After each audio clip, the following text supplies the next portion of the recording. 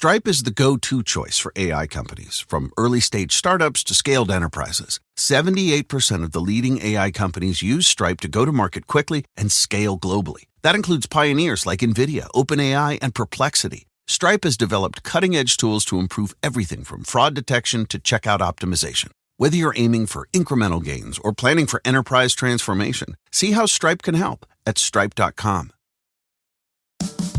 Sometimes winds of change can wreak havoc on your home. Imagine that tall tree in your yard getting blown over during a storm and, yikes, landing right on your roof. That's why it's wise to have homeowners insurance that'll be there for you when such curveballs strike. Your local State Farm agent can help you file a claim by phone, in person, online, or through our mobile app. Reach out however best works for you. They're ready to help. Like a good neighbor, State Farm is there.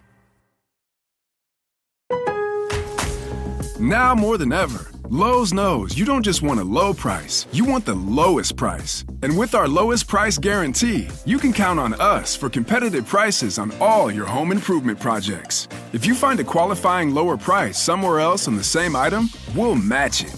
Lowe's, we help, you save. Price match applies the same item, current price at qualifying retailers. Exclusions and terms apply. Learn how we'll match price at lowes.com/lowest price guarantee. Did you know that Game Pass or Pass is brought to you for free because of Spotify for podcasters? It's a totally free platform, and you can make a podcast today for free. Spotify for podcasters lets you record and edit podcasts right from your phone or computer. So no matter what your setup is like, you can start creating today. Then you can distribute your podcast to Spotify and everywhere else that podcasts are heard. And if you're thinking about taking your podcast to the next level with a video podcast, Spotify can help you too. With Spotify for podcasters, you can also earn money in a variety of ways that includes ads and podcast subscriptions. So what are you waiting for? Download the Spotify for Podcasters app or go to spotify.com/podcast to get started right now.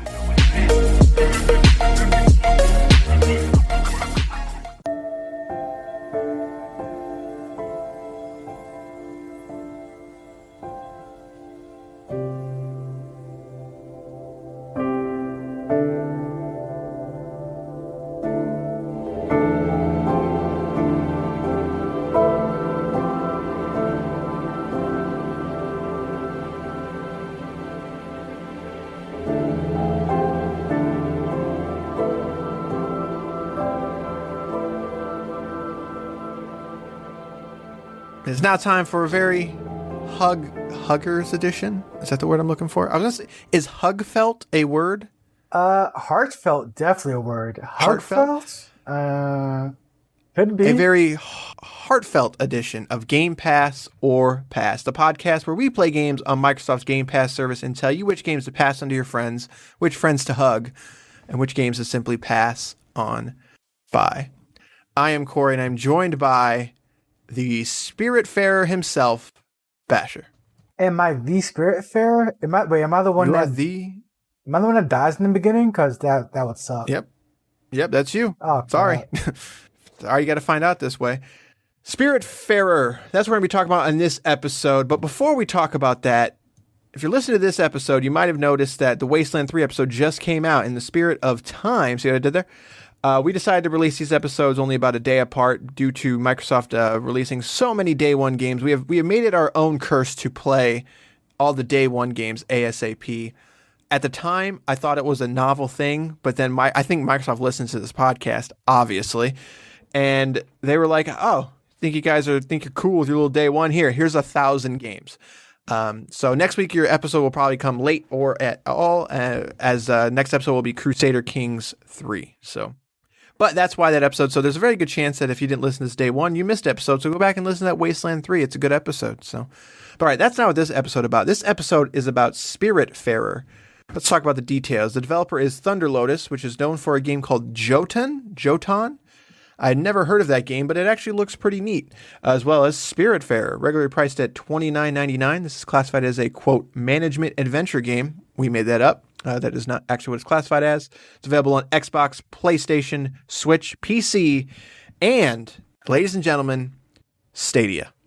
Where I played it, the superior console. It's not It's not is it a console? I don't know. You get a dongle. You get a dongle. That's a console. That's what I'm saying. Like, is it a console if it's interesting? That's a question not for this podcast. There is no DLC and there is no Xbox One X support, which is kind of a bummer. I mean, it is a quote pixel. Is it? No, it's not really pixel art, is it? No. This is indie art. You guys know what that means. Yeah. So it looks good, but I thought it was weird that there is no One X support. But so that does kind of suck, but is what it is. But all right, Spiritfarer. Let's talk about this one. This one, I wasn't sure what to expect from this one going in. So, well, I know you expected it of me. You expected me to hate this game. I did after I started playing this game. And because we had sort of split up these games, like, I was checking out a couple, you were checking out a couple. I was playing this and I was like, man, Basher is going to hate this. I gotta tell you, man, it's the initial minutes. I'm like, yeah, I could hate this game. Like, I don't know what it's doing. I could hate this game, but I could hate this game a lot. But it quickly caught my attention. So it's one of those indie games that isn't indie for indie's sake. There's some gameplay here, and that's usually my issue with a lot of indie games, and probably why you thought I would hate it, because it's not a lot of. Because usually these games don't have a lot of gameplay, and this game, it really kind of walks you through all the different mechanics of management and where you get the materials and stuff for quite a bit, and by the end of it, I'm like, I can see this game going places. So yeah, to set it up a little bit, this game is 100% a management sim. It's an adventure management sim, but it's 2D. It's not like a roller coaster tycoon or anything. You play as Stella, who is a ferry master to the deceased, and you are a new Spiritfarer.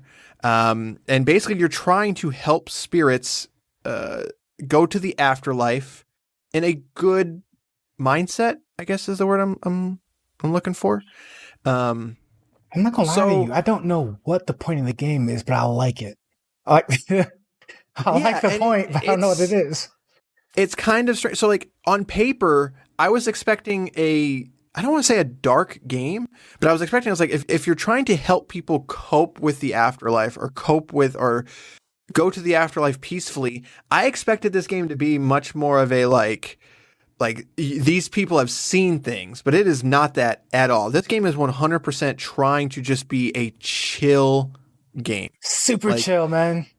Yeah, super chill. It's got hand-drawn art and animation, and everything has a distinct characteristic to it. Every single sort of spirit that you come across, there's a snake, there's a deer, there's a giant frog, there's an owl, like you got a cat that follows you around, Daffodil, and all of it is extremely charming. Like, it looks good, and it was something that I just didn't know what to expect from the game, but as it kept going on, as I kept finding new places and getting new upgrades, the art style is really what sold me on it. I'm usually not a person for management sims because I don't like a ton of downtime, but this game is extremely good at making that downtime productive in ways that I'm not sure how they cracked the code, but for whatever reason, it works for me. The loop of this game just works for me. It's the boat, man. That boat just changed the game. That boat's fun. Because the entire game, the entire management sim part of it takes place on a boat, a somewhat constantly moving boat. So you basically need to just create all the farms, the sheep pens, the kitchens, all of that, like where the spirits live, their own custom houses. It all goes on the boat, and it's like something about it just adds a charm to it.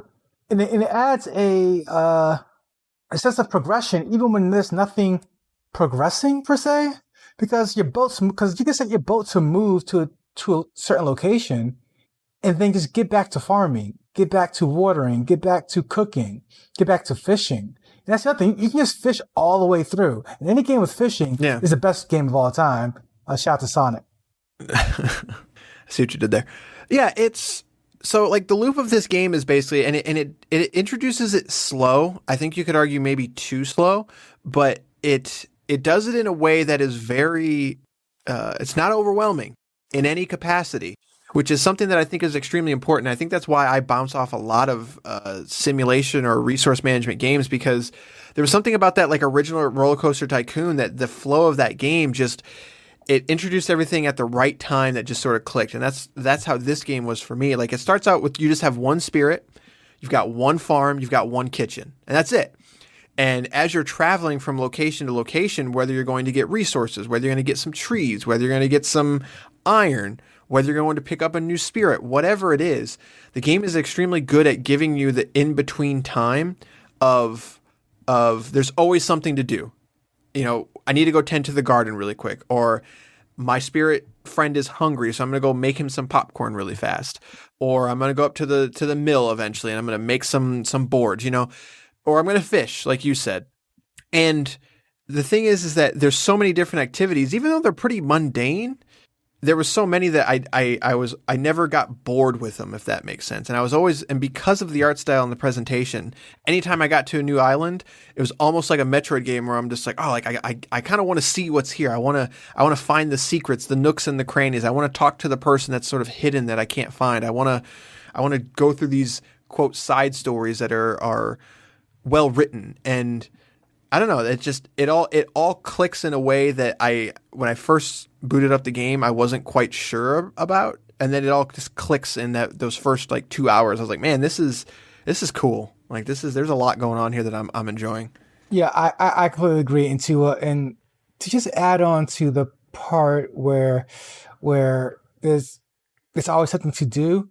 What I like about this game, honestly, one of the aspects is you don't have to do the thing sometimes. Like, it doesn't punish you in any capacity. And I greatly appreciate that, because I was very much expecting me to forget to feed one of the spirits and then it end up dead, or it complaining a lot, or some detriment. And it's like right, no, like it does punish you, but in a way that doesn't prohibit gameplay. It doesn't hinder you. It doesn't hinder you, because, for example, if you don't feed, I forgot the character's name, but the snake, and it gets hungry and it gets sad, what happens then is it just doesn't do watering plants for you. It just doesn't sing to plants for you. Right. You can still do all that yourself. It just won't do it for you. She just won't help you out because she's too hungry, she's too sad, she's too whatever. And I feel like that's a very realistic way of dealing with the problem, because if you're too hungry, too annoyed to do things, that makes sense to me. It doesn't stop you it doesn't then mean the world just stops. Your boat does not stop. You don't just stop your journey. You still continue progressing through the story, through the plot, through the gameplay. You just don't have that one aspect there for you. Right. And I think another important part on that is that when eventually you do get to the snake again, or you get to your friend, like, it's very easy to sort of bring their spirits back up. You know, literally give them a hug and give them some food. They're usually pretty happy. And I can relate to that. Right. That works on everybody. Like, it's literally everyone. So it's a game where it's a game management game, where it's super chillaxed, and at the same time, there's just enough there plot-wise and story-wise where you want to see things to the end, because you do want to be a good Spiritfarer, and then you do want to get to the portal to see what's on the other side. Like, it's one of those indie games that's very neat, but it's very neat with real gameplay and a real gameplay loop. Yeah, and you can tell that the creators of this game they really liked making this game. You know, they're very, very into the art style, and like you said, neat is the right word, but at the same time, it's engaging in a way that after I got like 3 or 4 hours in, I sort of expected the game to sort of, I just expected it to stop doing new things, but it does. Like, this game is pretty large. Like the map is pretty big, and it almost has a Metroidvania style to some parts of the map. Of you'll go to an area, it's like, I really feel like I should be able to get into this cave or get to the top of this cave, but I just can't right now. And eventually you'll be able to. And then so it does a very good way of looping you around and looping you back in a way that doesn't feel like it's forced. Like you said, even though you don't always have to be progressing to still be enjoying the game, if that makes sense. You can really work at your own pace. You can really do, like, if you're super into this one project at this time, you don't have to go back and make sure that you're doing everything else too. I think I had carrots growing for like an hour, and I just never went and picked them up. And maybe, I probably should have, because I could have planted something else, but the game isn't punishing me for that. Like, I don't run into a wall suddenly because I didn't plant something else, where the game's just like, well, now because you didn't plant this, you're going to have to wait for this to grow. And even if you run into that, the game is very good at saying, like, okay, if you screwed this up, we're going to give you a way to sort of bypass it when it comes to the crops and stuff like that. Like with the crops, you can straight up pull out a guitar, play a little mini game, and your crops grow like 100% faster. That was amazing. I'm not gonna lie to you. I mean, like it sounds stupid, but like when you play music to the plants, they grow faster, and that was amazing to me, because I'm fully expecting a game management game to be like, well, it's going to take 45 minutes for these plants to grow, so yeah, good luck with that. Oh, you want to grow faster? Then spend another 45 minutes for an upgrade. It's like, no, like you just play music. And if you need something right there and then, you can get it. It's the same with a lot of the mechanics in here. You don't have to wait on them. You don't have to stop. You don't have to tend to things as if the entire game itself is one giant responsibility. It really feels like an adventure that you're on. And these tasks are just kind of there along for the ride. Yeah, and that completely agree. It just, I think that's where games like Don't Starve just really, I know people love that game. I do love that game. That game, I feel like if I missed one thing, man, it's just like, I get it. That's the point of it. But, right. But it just, it's harsh, man. It's harsh. This would be the antithesis to Don't Starve, essentially, because it's like you can't really screw up, whereas Don't Starve is like, you screw up, you're dead. It's right. Like, oh, okay. And and again, nothing wrong with that, but I feel like that the audience is just much more.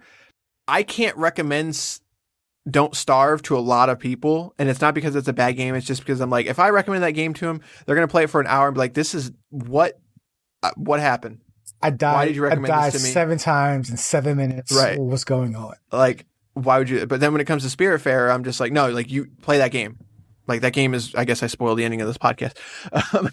Play that game. Like that game is really cool. It's going to introduce you to the mechanics in a great way, and I respect it because it also does have the deeper layer. Like once you get into the 6 to 7 hour mark of this game, there are the things that you would expect. Like you do get the upgrades to make crops grow faster. You do get the upgrades to make the boat travel faster. Like it still has all of those things. So even when you get super into this game, it rewards you for being good at the game. It rewards you by respecting your time and understanding that just because you're super into this game and you're super into the art style doesn't mean that you don't want to play it faster. You can play it either way you want, but you can also play it. If you don't ever get any of those upgrades, that's fine. Like I don't think the game works for any way you want to play it, and it doesn't put those upgrades behind like ridiculous tasks. It doesn't put the upgrades behind like you got to get $10 billion and that's going to take you forever, or you spend the next 10 hours simply trying to get an upgrade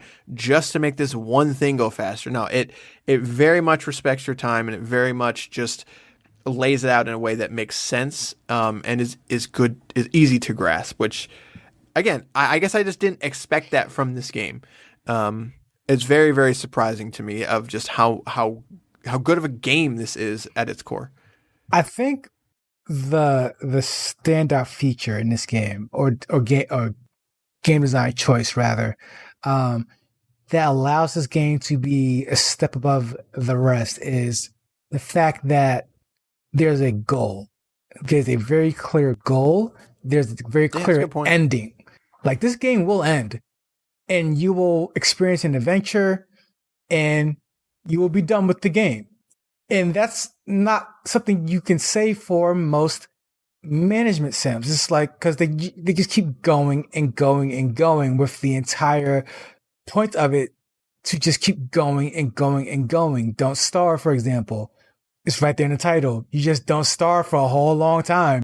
Like, and that's kind of the gameplay loop. Whereas like this game is, with Spiritfarer, is more like, we're telling you a story, we're showing you some characters, and it's going to end soon. And when it ends, you'll feel complete, you feel a sense of completion, and then you'll move on. And I think that's why this game works so well for me. Yeah, I think that's a good point, in that sometimes I need a game to have a path. You know, we've sort of talked about it on this whenever we come to an open world game, but it's like, not every game needs to be 40 hours with a ridiculous plot that's elongated, and just like, sometimes a clear path with an ending after 10 to 12 hours is exactly what I want. And I think that, this game is, you can still get more out of this game than 10 to 12 hours. I want that to be clear. But again, you don't have to. It's very good at not forcing you to play it a way that it wants you to. So again, I don't want to say I'm blown away by this game, but I'm shocked at how well designed this is, coming from a team that I had never really heard of, and covering a topic like death, in a way that's just cool. Again, I think that's the word I'm looking for. This is a cool game. I like it. Yeah, and it handles this mature topic in a way where the indie way of doing this title is to make it real jury, and have not even real jury. The indie way of doing this is to have this very bright art style, but then behind it have this super deep, like, meaning to life. And it's like, no, like, you missed the point. Like, you missed the execution by a lot. Most indie games do. This game wears its heart on its sleeve. Like, it's like, this is a fun game. It's lighthearted. We're just, that's all it really is. It doesn't really want to be anything more than what it is. And I think that's another one of the things that just make it so much better than the average management sim. Yeah, and I think it comes down to, what's the word I'm looking for? I think it comes down to just not being up its own butt. Right. Like, and, you know, I liken it to, is that the word I'm looking for? Liken it? Mm-hmm.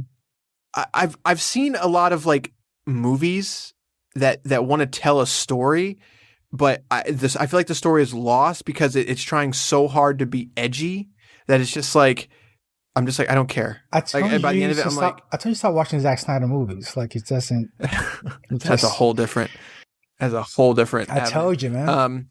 Like I watched this movie recently called like The Slate or something on Netflix, and people were raving about this movie, and like it's a caricature for society and the world, and it's just like, at some point, like your message is lost because I just don't care. Like, you failed to keep the message in a way that I just cared about, if that makes sense.